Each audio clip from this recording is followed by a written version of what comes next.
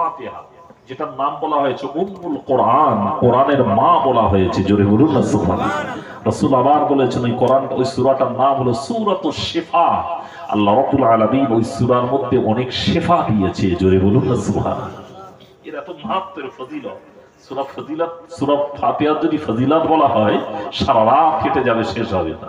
যাই হোক, এখন ইমাম সাহেব পড়াচ্ছে সূরা ফাতিহা পড়ার পরে তো কোরআনের 3 আয়াত পড়তে হবে, মিনিমাম 3 আয়াত, যত ছোট হোক পড়াচ্ছে। বেচারার পড়াটা হয়তো পুরো সহি নয়, পুরোটা কোরআনটা সহি নয়, কারণ কোরআন পড়ার অনেক ধরন আছে তো। কারণ কোরআন পড়াটা খুব ভালো হয়, আল্লাহ গলার ইলহাম দেয়। আরে গলার দেওয়াটাও তো আল্লাহর দান। ভালো গলা যদি ভালো হয়, পড়লেও ভালো লাগবে শুনতে। এখন যদিও ভুল হয়েছে, আর এই তো ইমাম মনে যে ভুল হবে না তা তো কোনো কথা নয়। আমি বক্তা বলে যে আমার ভুল হবে না তা তো কথা নয়। আমি মৌলানা বলে যে আমার ভুল হবে না তাও তো বলা যাবে না, ঠিক কিনা বলুন? আরে আমার আপনার মতো গ্রামের 2 পয়সা মৌলবীর বাদ দিন না ইমামে। কাবার যারা ইমাম এদেরও ভুল হয়, কাবার যারা ইমাম এদেরও ভুল হয়। যদি বলেন আপনি ভুল বলবেন কেমন করে? এই কাবার ইমামের ভুল যাওয়ার জন্য, ভুল ধরার জন্য পিছনে একটা করে মুকাব্বির একদম নির্দিষ্ট ইমাম রাখা আছে, যে ভুল হলে এরা ভুলের লোকমা দেবে। শুধু তাদের কাজটাই ওটাই, নামাজ পড়াবে না তারা। যে ইমাম নামাজ পড়ায় সে পিছনে থাকবে, কোরআন পড়তে গিয়ে যদি তার কেরাতে যদি ভুল হয় সে তার পিছন থেকে দাঁড়িয়ে লোকমা দেবে। আমাদের তো মসজিদে সে সিস্টেম নেই। যাই এখন ইমাম সাহেব পড়েছে, বেচারা ভুল হয়েছে। আর ওই যে ডিগ্রিধারী মৌলানা, ডিগ্রিধারী হাফেজ সাহেব, বড় যোগ্যতাপূর্ণ, এ বেচারা লোকমা টোকমা দেয়নি, কোনো কিছু বলেনি, ইমাম সাহেবকেও কিছু বলেনি। সোজা চায়ের দোকানে এসছে। কোথায় এসছে? চায়ের দোকানে এসে বলছে এই ইমামের পিছনে নামাজ হবে না। কি বললো? এই ইমামের পিছনে নামাজ হবে না। আচ্ছা, চায়ের দোকানে বেশি আড্ডা মারে কারা, নামাজিরা না বেনামাজিরা? একটু কথা বলে। বেনামাজি গুলো বেশি আড্ডা মারে। বলো মানুষ কি বলবে? আমাদের ইমাম সাহেব 10 বছর ইমামতি করছে, 2 বছর নামাজ হবে না? তোমরা মূর্খ লোক, তোমরা তো জানো না ওই ইমাম কোরআনই পড়তে পারে না। কি বললো? কোরআন পড়তে পারে না, ও নামাজ ভুল পড়ায়, ওর পিছনে নামাজ হবে না। এই চা দোকানের লোকগুলো এরা এবারে দেখবেন সব প্রচার শুরু করে দিল। মৌলানা সাহেব বলেছে ওই ইমামের পিছনে নামাজ হবে না। হবে না, হবে না, এই প্রচার হবে না, হবে না, বাস প্রচার হয়ে গেল। এবারে দেখবেন দুটো দল হলো, দুটো গ্রুপ হলো। একদল বললো এই ইমাম রাখা যাবে না, আর একদল বললো না ইমাম 10 বছর আছে, থাকবে, একে বাদ দেওয়া যাবে না। তাই তো নাকি? তাহলে গ্রুপটা করলো কে? দলটা বাঁধালো কে? দ্বন্দ্বটা বাঁধালো কে? আলেম। তাই তো নাকি? আলেমের কাজ কি? দ্বন্দ্ব বাঁধানো না দ্বন্দ্ব সমাধান করা? একজনে বলেন দ্বন্দ্ব বাঁধানো না দ্বন্দ্ব সমাধান করা। আমি আপনাদের একটু আলেম চিনিয়ে দিই। সেই জন্য শরিয়াতের আইন, শরিয়াতে মাসলিতে বলা হয়েছে একটা পীর যদি পারে হাজার হাজার মানুষকে জান্নাতের রাস্তা দেখাতে পারে, আবার একটা পীর যদি পারে লাখ লাখ মানুষকে জাহান্নামের দিকে ঠেলে দিতে পারবে। ওই রকম একটা আলেম যদি পারে, একটা আলেম যদি চায়, তার দ্বারা শত শত মানুষ ভালো রাস্তা পেতে পারে। আবার একটা আলেম যদি চায়, তার দ্বারা দেখবেন হাজার হাজার মানুষ জাহান্নামের দিকে যাচ্ছে।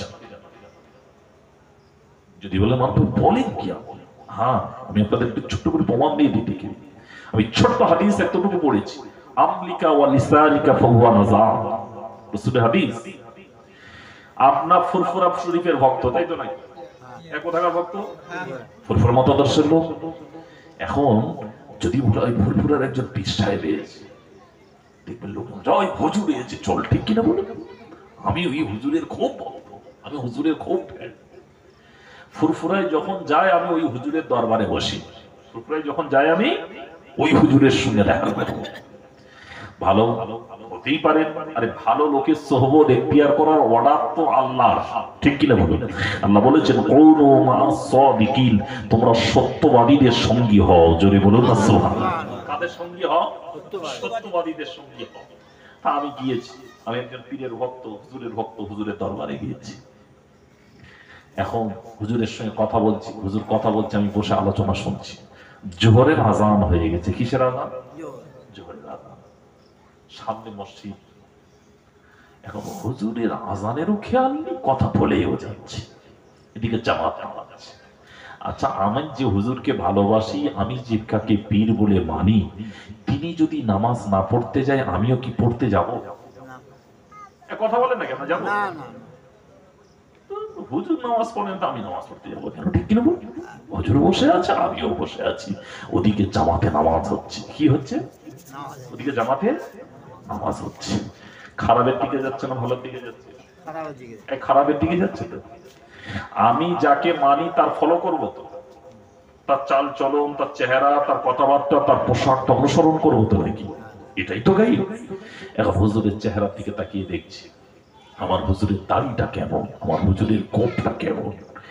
দেখছি হুজুরের কোপটা এত বড় বড় হয়ে গেছে, কানে ঠোঁটে ঝুলে গেছে। এই চিন্তা করছে, সাধারণ হুজুরকে মানে এতদিন ওয়াজ নসিহতে শুনেছি যে আলিম ওলামারা বলেছে যে রাসূল বলেছে কোপ খাটো করো, দাড়ি লম্বা করো। আমার হুজুরের কোপটা বড় কেন? ওসব আলেম ওলামার কথা মানি না। আমার হুজুর যে রকম রেখেছেন আমিও সেইভাবে রাখবো। এই সাধারণ লোক ভাববে না? ভাববেন? এটাই তো দলিল। আমার হুজুর যেটা করেছে এটা সঠিক। খারাপ হয়ে যাচ্ছে না ভালো হয়ে যাচ্ছে? এতদিনও গোপটা খাটো রাখতো, ও হুজুরের গোপের দিকে তাকিয়ে গোপটা বড় রাখতাম। শরীয়তের অবস্থা কি হচ্ছে দেখেন সমাজে, জলসা হচ্ছে তো কি অবস্থা হচ্ছে দেখেন। বাবাজি, ছেলেরা, যুবকেরা, তরুণেরা, রাসূলুল্লাহর হাদিস, আল্লাহর নবী বললেন, আমার উম্মাত উম্মতিরা, তোমরা তোমাদের হাতের নখটা জীবজন্তু জানোয়ারের মতো রাখবে না। তোমাদের নখগুলো খাটো করো, নখগুলো ছোট করো। এমন সময় ও হুজুরের হাতের দিকে তাকিয়ে দেখছে হুজুরের হাতের নখগুলো বড় হয়ে গেছে। এতদিন জানতো নখ ছোট রাখতে হবে, ও এবার থেকে নখ বড় রাখার নিয়ত করলো, কারণ আমি মানি ওই হুজুরকে, হুজুর রেখেছে আমিও রাখবো। এ বাবাজি, ছেলেরা, যুবকেরা, রাসূলুল্লাহ তিরমিজির হাদিস শরীফ, আল্লাহর নবী বললেন, তোমরা যখন পুরুষেরা পোশাক করবে, তোমাদের পোশাকটা গোরঘাটের উপরে তুলে নিয়ে চলাফেরা করবে। নবী বললেন, নারীরা তোমরা যখন পোশাক করবে, তোমাদের পোশাকটা গোরঘাটের নিচে নামিয়ে দেবে।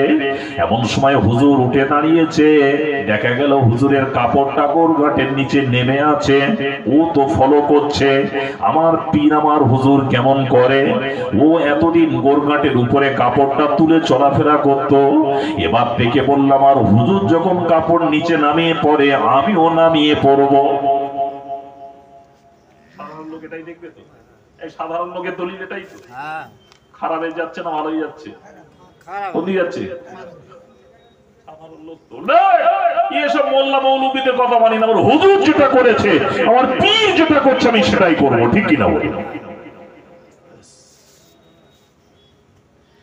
ভাইরা, ছেলেরা, যুবকেরা, তরুণেরা, সেই জন্য শরিয়াতে বলা হয়েছে হক পীর যদি হয়, হাক্কানি পীর যদি হয়, তবে আপনি ভালো রাস্তা পাবেন। ঠিক কিনা বলুন? এবার কিছুদিন পরে দেখা গেল আর একটা হক পীরের দরবারে গিয়েছে।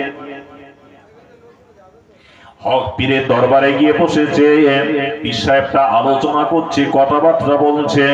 বলতে বলতে আজান হয়ে গেল মসজিদে।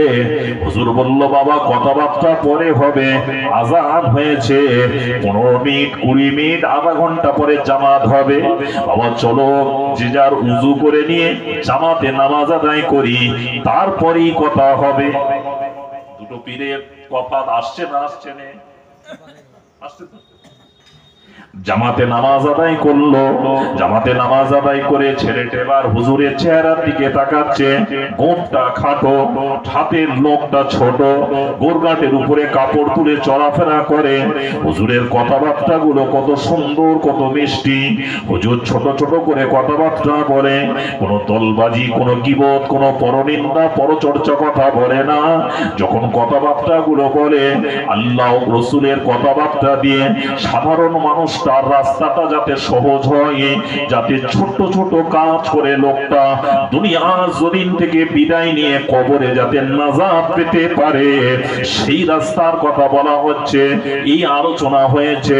এখন যদি এই আলোচনা করা হয় আমরা শুনতে রাজি নয়, ঠিক কিনা বলুন? ওই বাবাজি ছেলেরা, যুবকেরা, তরুণেরা, এইরকম হুজুর যদি হয় তবেই তো আপনি নাজাতের রাস্তা পাবেন, ঠিক কিনা বলুন? সেন গ্রামের আলেম প্রচুর হয়েছে, কিন্তু মানুষ আলেমদের দেখে আরো খারাপ হচ্ছে। কোথায়? গ্রামের একজন বড় ডিগ্রিধারী আলেম আছে, কিন্তু আলেমটার স্বভাব হলো, আলেমটার চরিত্র হলো, আলেমটার অভ্যাস হলো, যখন মসজিদে আজান হয় আলেমটা কোনোদিন মসজিদে জামাতে নামাজ আদায় করতে যায় না। মসজিদে কোনোদিন জামাতে নামাজ, অথচ চায়ের দোকানে বসে চা খায়। ওদিকে মসজিদে জামাত হচ্ছে, চায়ের দোকানে বসে চা খাচ্ছে।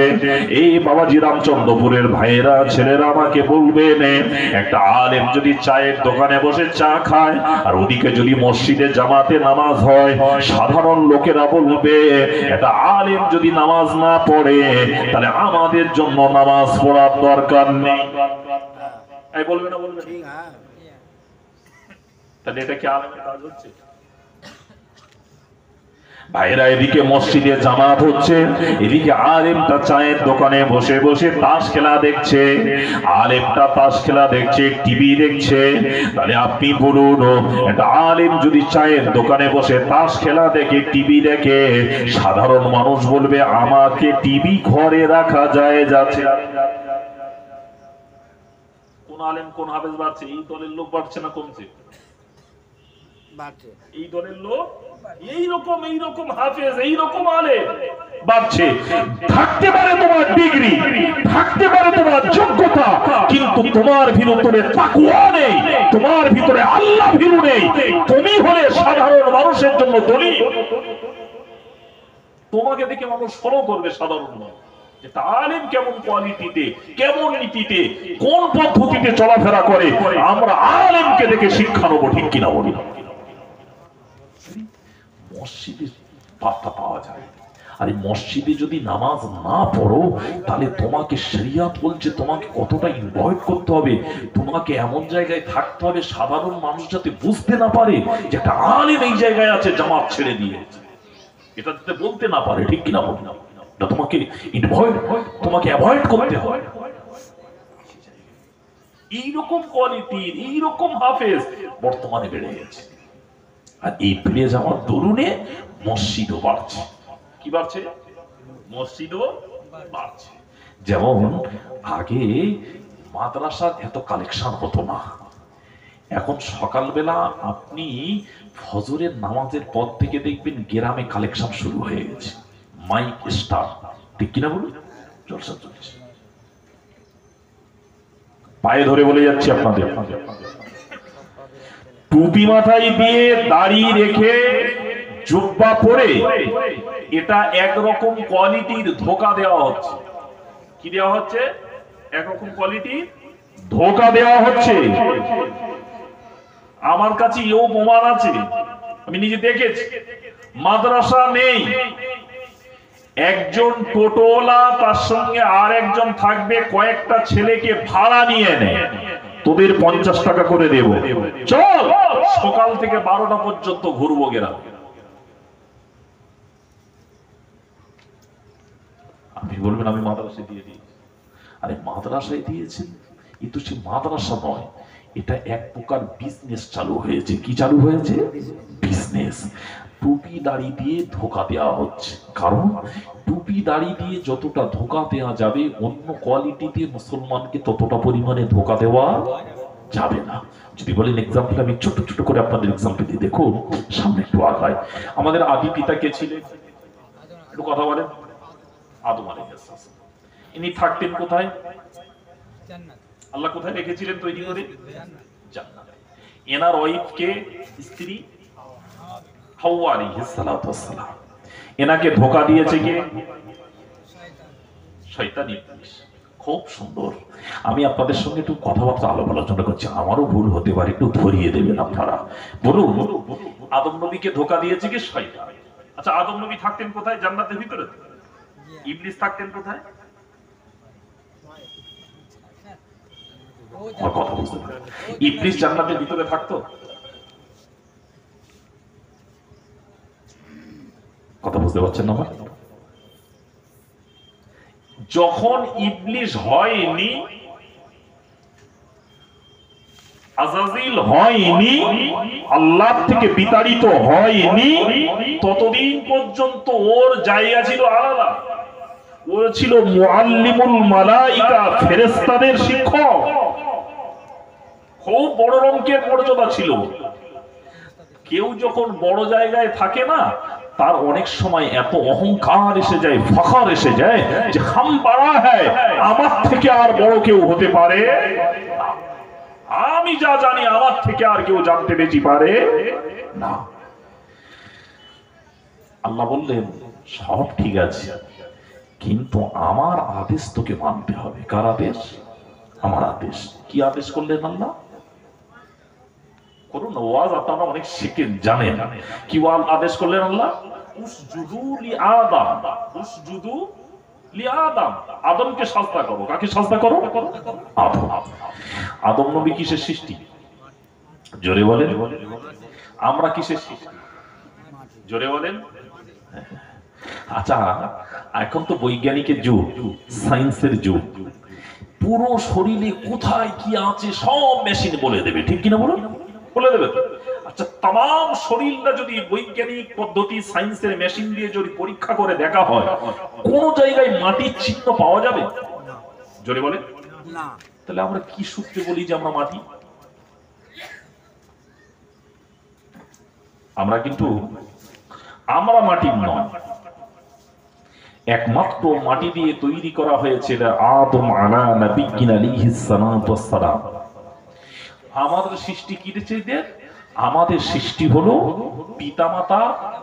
পিতামাতা হরমোন থেকে, পিতামাতা হরমোন থেকে। আমি ওদিকে যাচ্ছি না। তাহলে আদম নবী সাজদা করতে বললেন।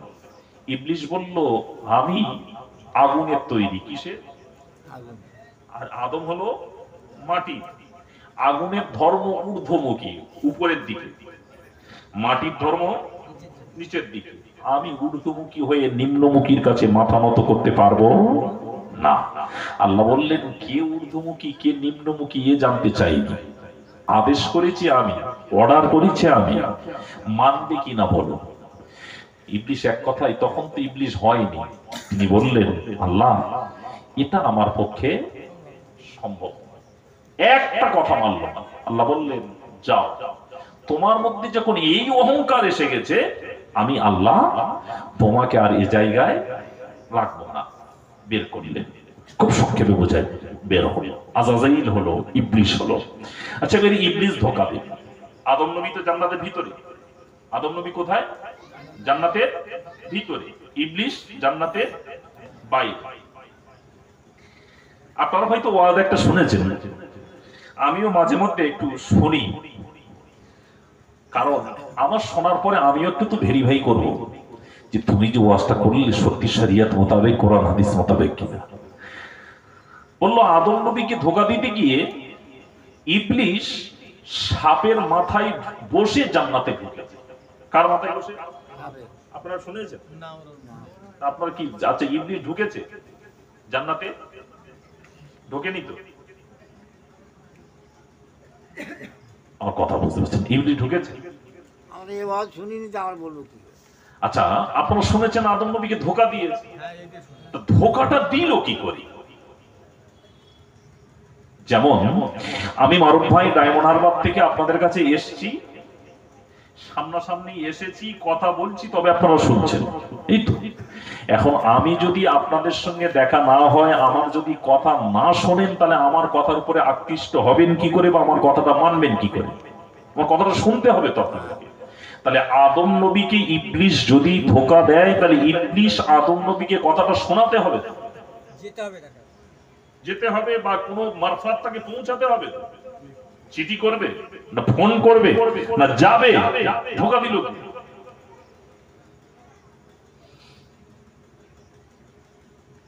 ধোঁকা দিচ্ছে। দেখুন, আদম আলাইহিস সালাম জান্নাতের ভিতরে। আল্লাহ তো জান্নাতে এমন কিছু জিনিস বাদ দেয়নি, ঠিক কিনা বলুন? জান্নাতে তো সব আছে, আমরাও জান্নাতের অপেক্ষায় আছি, ঠিক কিনা বলুন? আল্লাহ বলছেন, বান্দা দুনিয়ার জমিনে আমার আদেশটা মান আর নিষেধটা পরিত্যাগ কর, তোদেরও জান্নাতের উপভোগ করাবো। জোরে বলুন না সুবহানাল্লাহ। জান্নাতে কি উপভোগ করাবে? মদ। দুনিয়ার জমিনে আল্লাহ আদেশ করলেন, দুনিয়ার জমিনে মদটা খেও না, মদটা খেও না। আমি আল্লাহ জান্নাতে মদ খাওয়াবো। কোথায় মদ খাওয়াবে? জান্নাতে মদ খাওয়াবে। কি মদ খাওয়াবে? রাসূল বলছেন, দুনিয়ার জমিনে মদ খেলে এক বোতল দু বোতলের বেশি খাওয়া যাবে না, কিন্তু জান্নাতে মদের ফোয়ারা থাকবে সব, যত পারবে তত খাবে, তার প্রতি কোনো অনীহাও আসবে না। যদি বলুন না সুবহানাল্লাহ। কি নিয়ামত, তাই না? এবার ইবলিসের টার্গেট আদম নবীকে ধোঁকা দিতে হবে, চেষ্টা করছে কি করা যায়। আদম নবী জান্নাতের ভিতর, দুজনের দেখা হচ্ছে না, সাক্ষাৎ হচ্ছে না, কথাবার্তা হচ্ছে না, সব ঘুরেছে। আদম আলাইহিস সালামকে ধোঁকা দেওয়ার জন্য ইবলিস সেজেছে, টুপি মাথায় দিয়েছে, জুব্বা পরেছে, দাড়ি রেখেছে।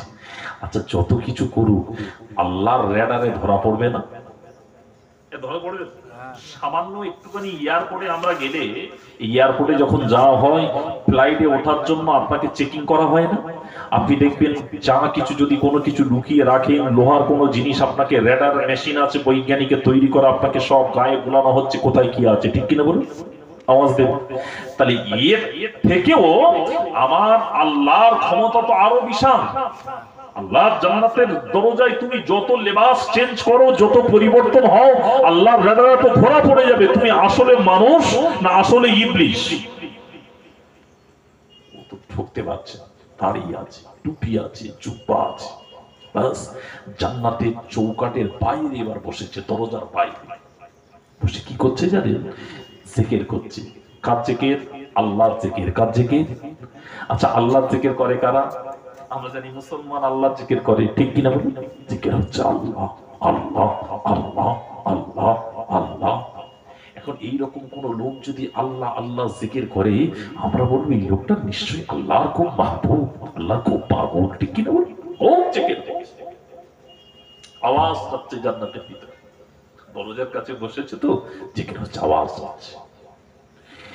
ভাইরা আমার, ইমাম কুরতুবী রাহমাতুল্লাহ হুজুর লিখেন, আদম আলাইহিস সালাতু ওয়াস সালাম রয়েছেন, হাওয়া আলাইহিস সালাতু ওয়াস সালাম রয়েছেন। এমন সময় জান্নাতের ভিতরে আদম নবীর স্ত্রী হাওয়া আলাইহিস সালাতু ওয়াস সালাম আওয়াজ শুনতে পেলেন, আল্লাহর নামে তাসবির আওয়াজ, আল্লাহর নামে জিকিরের আওয়াজ। আওয়াজটা বড় মধুর, আওয়াজটা বড় সুন্দর। আওয়াজ শুনতে পেলেন, কে এত সুন্দর কণ্ঠে, কে এত সুন্দর ভাষায় আমার রবের ডাকে, আমার আল্লাহকে ডাকে। এমন সময় সে দেখলেন একজন টুপিওয়ালা, দাড়িওয়ালা, জুব্বাওয়ালা লোক জান্নাতে দরজার বাইরে বসে বসে আল্লাহর নামের জিকির করছে। উম্মুনা হাওয়া আলাইহিস সালাতু ওয়াস সালাম জিজ্ঞেস করলেন, কে আপনি? আপনার পরিচয় কি? আপনি কে? আপনি এত সুন্দর কণ্ঠে আল্লাহর জিকির করছেন, এত জিকিরে মশগুল।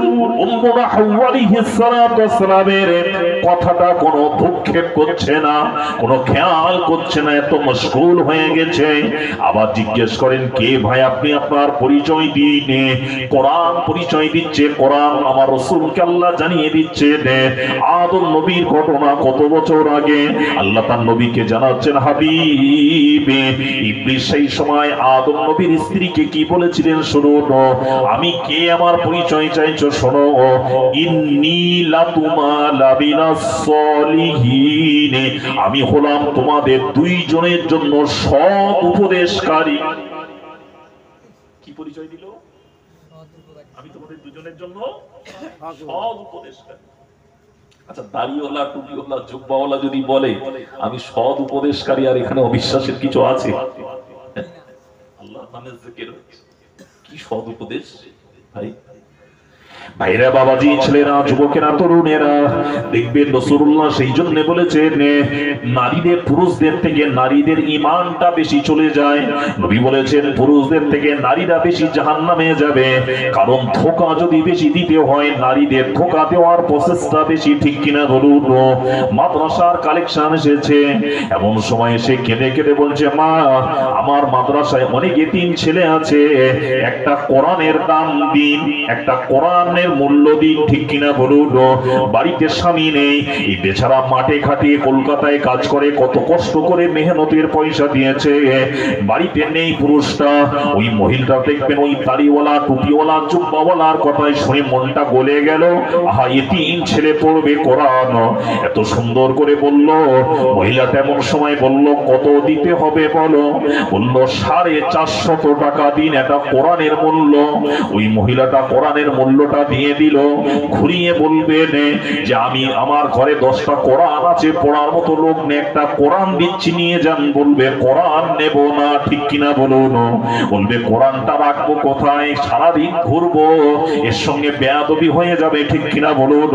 একটা নিল, আবার কিছুটা দূরে গিয়ে দেখবেন একই কথা আবারও বলবে, ঠিক কিনা বলুন? বাবাজি, ছেলেরা, যুবকেরা, তরুণেরা, ও মা বোনেরা, সেই জন্য রাসূলুল্লাহ বলেছেন ঈমানটা বেশি নষ্ট হয়ে যায় ধোঁকা পড়ে মহিলাদের। সেই জন্য রাসূলুল্লাহ বলেছেন ফাযুরুহা ফিল কবরিহি, তোমরা কবর জিয়ারত করো, তবে খবরদার নারীদেরকে কবরের ধারে নিয়ে যাবে না, যাবে না, যাবে না। ওদের দিলটা বড় নরম, ওই নরম দিলের জন্য ওরা এত ইমোশনাল হয়ে যায়, ওদের ঈমানটা বেশি নষ্ট হয়ে যেতে পারে। ভাইরা আমার, ছেলেরা আমার, তরুণেরা আমার, এমন সময় গিয়ে উম্মুনা হাওয়া আলাইহিস সালাতু ওয়াস সালাম জিজ্ঞেস করলেন, কি সৎ উপদেশ বলুন? বলল, সৎ উপদেশ হলো আপনি হলেন আমার আদি মা, আদম নবী হলেন আমার আদি পিতা, আপনারা দুজনে তো জান্নাতে আছেন, কি আলোচনা হচ্ছে, কি হচ্ছে তা তো আপনারা খবর রাখেন না, আল্লাহ কি সিদ্ধান্ত করছে? উম্মুনা হাওয়া বললেন, না তা তো রাখি না, জানার দরকার নেই, আরাম আয়েশে আছি, আবার জানবো কেন? বলল, শোনো, আল্লাহ রাব্বুল আলামিনের সিদ্ধান্ত আলোচনা হয়েছে, তোমাদেরকে আর এই জায়গায় রাখবে না, রাখবে না, আরাম আয়েশের জায়গায় রাখবে না। ও বাবাজি, ছেলেরা, যুবকেরা, তরুণেরা, একটা লোক দেখবেন আপনাদের থানার যিনি বড়বাবু আছে, দেখা গেল এমন সময় এই এলাকাটা ভালো, এলাকা যখন ভালো হবে বড়বাবু তবে একটু শান্তিতে থাকতে পারবে, ঠিক কিনা বলুন? তাই তো নাকি? এলাকা যখন খারাপ হবে বড়বাবু তত ঘুম হারাম হবে, ঠিক কিনা বলুন? এমন সময় বড়বাবুর কাছে অ্যাপার্টমেন্ট এলো, চিঠি এলো, আপনাকে ট্রান্সফার করে জঙ্গল মহলে পাঠানো হবে, জঙ্গল মহলে পাঠানো হবে। বড়বাবুর ঘুম হবে, কিও ঘুম হবে, ঘুম হারাম হয়ে যাবে, ঠিক কিনা বলুন? ও ছোটাছুটি করবে, কাকে ধরে ওটাকে ক্যান্সেল করা যায়, ওই জায়গাটা বাতিল করা যায়, ঠিক কিনা বলুন? আদম নবীর স্ত্রী এত সুখ, এত আরাম আয়েশের যখন কেড়ে নেবে, বঞ্চিত করে দেবে, শোনার শুনলেন, শোনার সঙ্গে সঙ্গে রোনা জারি আরম্ভ করে দিলেন, কান্না আরম্ভ করে দিলেন। ইবলিস এবার মনে মনে বলছে, কান্না যখন শুরু হয়েছে, কাজ এবার পরিচালনা হবে, তাই তো নাকি? কান্না যখন শুরু হয়েছে, এবারে আমার কাজ সহজ করা হবে। এমন সময় বললেন, আপনি কাঁদবেন না, রোনাজারি করবেন না, আপনি এক কাজ করুন। কি করুন? এই কাজটা যদি আপনি করতে পারেন, আল্লাহ আপনাদেরকে আর এখান থেকে বের করবে না। কি কাজ বলুন? কাজটা কি আগে বলুন, সেই কাজ করতে রাজি রয়েছে। কাজ হলো এটা, চলে যাও, ওই গাছটার ফল নাও। আল্লাহ যেটা নিষেধ করেছিলেন আদম নবীকে, আল্লাহ বললেন জান্নাতের সব জায়গায় ঘোরো, সব গাছের ফল খাও, কিন্তু এই আদম খেয়াল রাখো, খবরদার লা লা তাকরাবা হাযিহি শাজারা, খবরদার ওই গাছের কাছে যাবে না, যাবে না। আল্লাহ নিষেধ করলেন ওই গাছের ফল খাবে না, আল্লাহর আদেশ। আদম নবী সেই মোতাবেক চলছিলেন। উম্মুনা হাওয়া আলাইহিস সালাতু ওয়াস সালামকে টুপিওয়ালা, দাড়িওয়ালা, জুব্বাওয়ালা, আল্লাহর নামের জিকির করনেওয়ালা বললেন, তাহলে ওই গাছের ফল যদি খেতে পারো আল্লাহ আর এখান থেকে বের করবে না, করবে না, করবে না, করবে না। এমন সময় আদম নবীর স্ত্রী উম্মুনা হাওয়া দাড়িওয়ালা, টুপিওয়ালার কথায় বিশ্বাস করে নিলেন। এমন সময় এই কথার উপরে মেনে চলতে গেলেন। সঙ্গে সঙ্গে ওই গাছের ফল নিলেন, ফল নিয়ে নিজেও খেলেন, আদম নবীকেও খাওয়ালেন। এখন আমাদের স্ত্রী যদি আমাদের কোনো ফল খাওয়ায়, কোনো কিছু খাওয়ায়, আমরা কি যাচাই করব নাকি? যাচাই করব? এ তো আমার জীবন সঙ্গিনী, ঠিক কিনা বলুন? ফল খাওয়া হলো, পোশাক খুলে গেল, জান্নাতি পোশাক খুলে গিয়েছে, উলঙ্গ হয়ে গিয়েছে। এবার আদম নবী আল্লাহকে জিজ্ঞেস করছেন, আল্লাহ পোশাকটা খুলে গেল কেন, উলঙ্গ হয়ে গেলাম কেন? আল্লাহ বললেন, আদম এই জন্য তোমার পোশাকটা খুলে নিলাম, এবার জান্নাত থেকে বেরও করে দেব। আল্লাহ আমার অন্যায়টা কি, অপরাধটা কি, ভুলটা কি বলুন? আল্লাহ বললেন, আদম ওই গাছের ফল খেতে নিষেধ করেছিলাম, সেটা খেয়েছো, অতএব আমার কথা অমান্য করেছো, এবার যাও, বের হয়ে যাও। তাহলে ধোঁকা দিতে গেলে ধোঁকা দেওয়ার বড় সহজ পদ্ধতি হলো টুপি, দাড়ি, জুব্বা, ঠিক কিনা বলুন? টুপি, দাড়ি, জুব্বা। এই টুপি, দাড়ি, জুব্বা যেমন ভালো, আবার তেমন টুপি, দাড়ি, জুব্বা বা ধোঁকাবাজদের জন্য এটা সহজ রাস্তা, ঠিক কিনা বলুন? কেউ দাড়ি রাখে রাসূলুল্লাহকে ভালোবেসে, শরীয়তকে ভালোবেসে, আল্লাহকে ভালোবেসে, ঠিক কিনা বলুন? আর কেউ দাড়ি রাখে মুসলমানকে ধোঁকা দেওয়ার জন্য, ঠিক কিনা বলুন?